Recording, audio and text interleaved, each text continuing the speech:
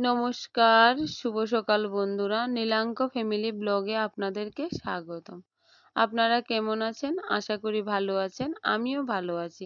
আজকের ব্লগটা আমি আমার রান্নাঘর থেকেই শুরু করছি। আজ কি রান্না করি আপনাদের সাথে শেয়ার করব। আশা করি ভালো লাগবে, দেখতে থাকুন। আজকে আমি রান্না করব মাশরুম। মাশরুমগুলি এনেছি বাজার থেকে। দেখুন, মাশরুমগুলিকে আমি প্রথমে বেছে নিয়েছি, তারপর আমি ছোট ছোট করে কেটে নিচ্ছি। তার আগে আমি কেটে নিয়েছি আলু ছোট ছোট করে। মাশরুমগুলিকে এখন সবগুলিকে ছোট ছোট করে কেটে আমি রাখবো। আমার মাশরুম কাটা প্রায় শেষ। এখন আমার রান্না করার সময়।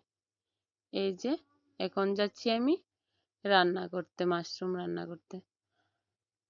আপনারা কে কিভাবে মাশরুম রান্না করেন আমাকে একটু কমেন্টে জানাবেন।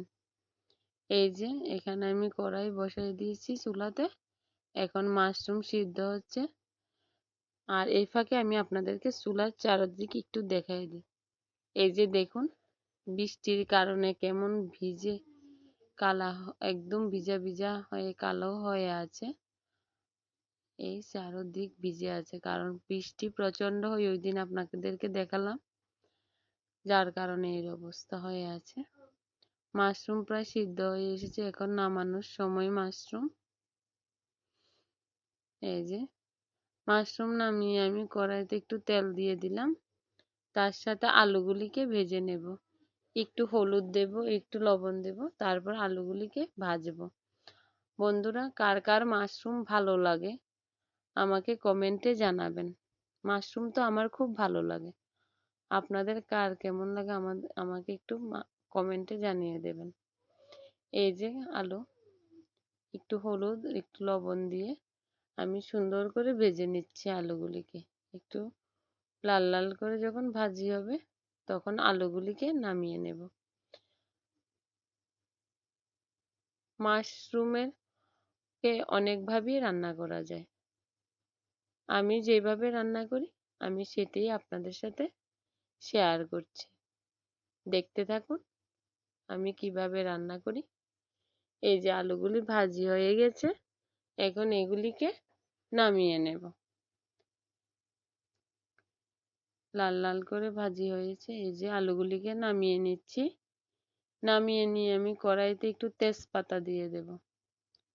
যে তেলটা আছে কড়াইতে এটাই হয়ে যাবে। এখন একটু দিয়েছি তেজপাতা, আর সাথে ছোট করে কাটা আছে পেঁয়াজ, আর কয়েক টুকরো রসুন আছে। রসুনটা একটু কমই দিয়েছি, কারণ রসুন বাটা দেব তাই। এখন পেঁয়াজ আর রসুন যেগুলিকে একটু হালকা করে ভেজে নেব। তারপর ওইখানে আছে মিক্সড মশলা। মশলাতে আছে কাঁচা মরিচ বাটা, আদা বাটা, রসুন বাটা, জিরে বাটা, ধনে গুঁড়ো, হলুদ, লবণ। ওইগুলিকে আমি একটু জল দিয়ে মিশিয়ে নিয়েছি। এখন দিয়ে দেব কড়াইতে। এই যে কড়াইতে দিয়ে দিলাম। তারপর এই মশলাটাকে একটু ভেজে নেব ভালো করে, যতক্ষণ না তেল ছাড়ছে মশলা থেকে। এখন আলুগুলি দিয়ে দিচ্ছি। আলুগুলিকে একটু নাড়াচাড়া করে তারপর দেব এখানে মাশরুম, সিদ্ধ করে রাখা মাশরুমগুলি দেব। এই যে মাশরুমগুলি দিয়ে দিচ্ছি। এখন মাশরুমগুলি সহ সবগুলি মশলা, আলু, পেঁয়াজ, রসুন সবগুলি একসাথে একটু ভাজবো। যখন ভাজি প্রায় হয়ে আসবে তখন আমি এটিতে জল দিয়ে দেব। এই যে আমি এগুলিকে ভাজি করছি। বন্ধুরা, সম্পূর্ণভাবে কাঁচা মরিচে রান্না হয়েছে তাই তরকারিটা দেখতে এরকম লাগছে। এখন আমি জল দিয়ে দিচ্ছি, একটু সিদ্ধ হবে, তারপর গরম মশলা দেব, নামিয়ে নেবে। এই যে একটু জল দিয়ে দিয়েছি, একটু সিদ্ধ হয়ে গেলে গরম মশলা দিয়ে দেব, তখন নামিয়ে নেব, হয়ে যাবে তরকারি। এই যে তরকারি প্রায় হয়ে গেছে, দেখুন কি সুন্দর লাগছে। এই যে আলুগুলিও সিদ্ধ হয়ে গেছে, এই যে আলুগুলিও সিদ্ধ হয়ে গেছে একদম। এখানে গরম মশলা দিয়েছি, এখন নামিয়ে নিব। বন্ধুরা, আমার এই ছোট্ট ব্লগটা যদি আপনাদের ভালো লাগে, লাইক কমেন্ট শেয়ার করবেন, আমার এই চ্যানেলটাকে সাবস্ক্রাইব করে দেবেন। ভালো থাকবেন, সুস্থ থাকবেন। সবাইকে